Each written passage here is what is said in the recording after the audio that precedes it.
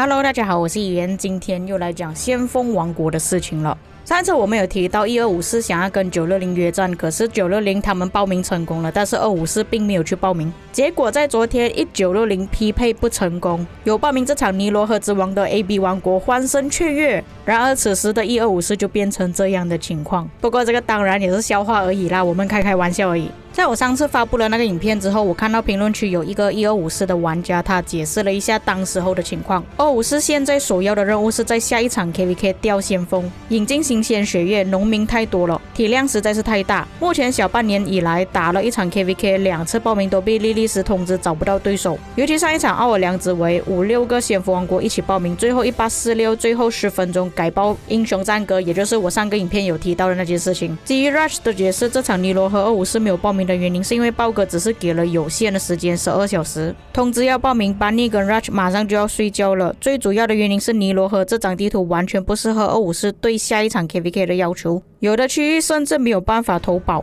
只能也当是一张休养 KVK 的地图。Rush 说254这一次完全没有选择注册过尼罗河，这样我截图的那个照片是哪里来的？目前254绝大部分玩家都想要尽快打一场大的 KVK， 等得太久了，各种办法都想了，四处约战，没几个王国愿意应战，只能希望960这场尼罗河也轮空，下一轮再一起注册，也许是盟友也说不定。254现在好不容易跟其他大先锋在同一段时间了，一定会找一场巨型战争的啊！他的愿望还成真了，960这一次匹配失败了。但是我真的要说，这张图片我确实是看 Rush 的那个户口去截图的，这个账号也确实的不是假账号，他之前也是有发布过一些关于254的内容，这样我就不了解为什么他会放这个截图，是已经报名了尼罗河之王。不管怎样，事情都已经过去了，我们不要再往回看了，我们要往前走。现在我们能知道的就是有这些王国啊，下一次可能会报名。相信各位在这张图片上看到有很多熟悉的老朋友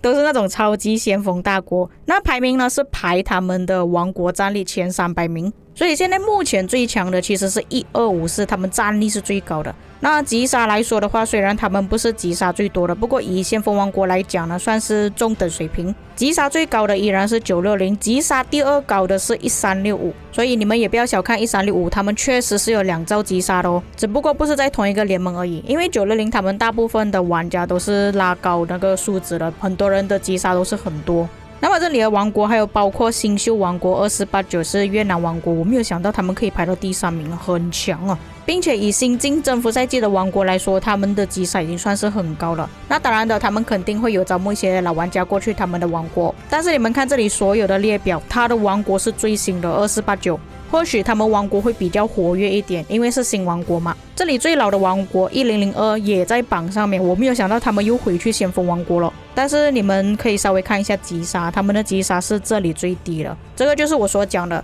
可能他们战力很高，但是有很多能打都已经移民了。所以1002这一次也是跟着一起报名的话，恐怕会很危险，有可能会遇到上面那些王国。但假设官方他们没有动手脚手动匹配的话，其实不太大可能会遇到第1到第10名左右啦。看了击杀跟战力之后，我们看国籍，这里比较多王国的国籍呢是来自北美跟韩国的。正确来说的话，应该是说韩国是最多的。那你们可以看到韩国呢，包括11752，这边顺便再提一下，1175跟1534合并了。那上一场 KVK 不是有提到吗？他们跟960打 KVK， 那有讲过534他们内部发生了一些事情，王国会崩掉。不确定是不是这个因素而导致到很多玩家全部都移民过去1175了，有可能他们已经谈好了。不过近期我有去看一下韩国讨论区，他们一直要求365跟1175打起来其实要打还是可以，因为他们战力是接近第7跟第10名，但是击杀差蛮远一下的。不过这一次他们一起报名的话，我觉得比较大可能会遇到这个列表上面拥有的王国啦，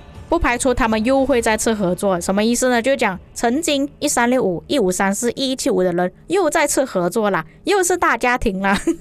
那365会不会跟1175吵架还是什么呢？这个我就不懂了，因为他们上一场吵过了，也有可能他们不要合作也说不定呢。我们换个说法，这里比较多对手的就是960跟254，这2个王国有很多人针对。254是肯定不会跟365合作，365曾经打败过254，254想要打他们想了很久。960也是有讲过想要打到365崩掉。所以960跟254两个想法都是一致的。至于307他们之前也给960打败过，会不会合作我就不懂。至于2489跟960合作的可能性比较大 ，Avix 有账号在960，他的朋友也是有账号在960。再来1846，我没有想到他们前阵子也是搞合并了。他们原本比较多玩家都是北美玩家，现在又加了韩国玩家进去。不过1846里面有一个玩家巴西队长呢，其实在960有账号，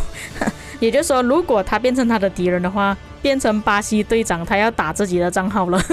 跟 Avix 一样的情况。至于093就要看情况啊，他们不一定会跟254合作。下面的484、1034呢，都是跟365很要好的朋友，也是韩国人，所以他们合作的可能性比较大。1002跟1302呢，我觉得这两个王国比较想要离开这一场战斗，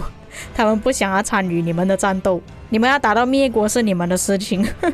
647的话，我觉得他们是肯打的，可是可以看到他们的战力呢，其实是排得很后面了。我是有亲眼目睹过1647打 KVK， 他们打的确实不错。不过1647也是有几个玩家移民去960了，他们会不会合作呢？反正都有认识的玩家嘛。下一次报名出现他们都有报名的话，就真的很好看了，有可能是世纪之战，会出现整张地图都是先锋王国的情况。不过我比较期待就是会不会 free for all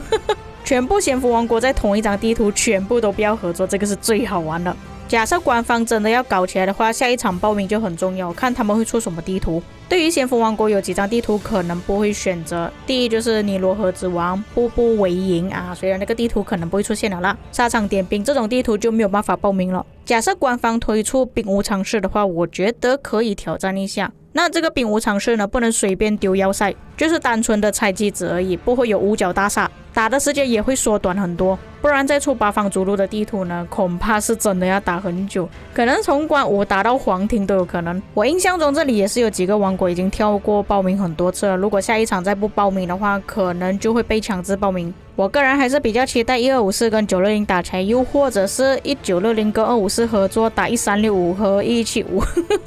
而最后还是要看莉莉丝分配啊，还有看这些王国会不会去报名。但是254已经讲了，如果这一次960报名不成功的话，下一次就会跟他们再次报名。那韩国人365跟175会不会趁着这个时候一起报名去报仇呢？有可能再顺便拉上一堆韩国王国1484、1034、1525，刚好有这么多的韩国王国都还没有报名。如果刚好匹配在一起，全部都是韩国王国，只有254跟960这两个不是韩国王国的话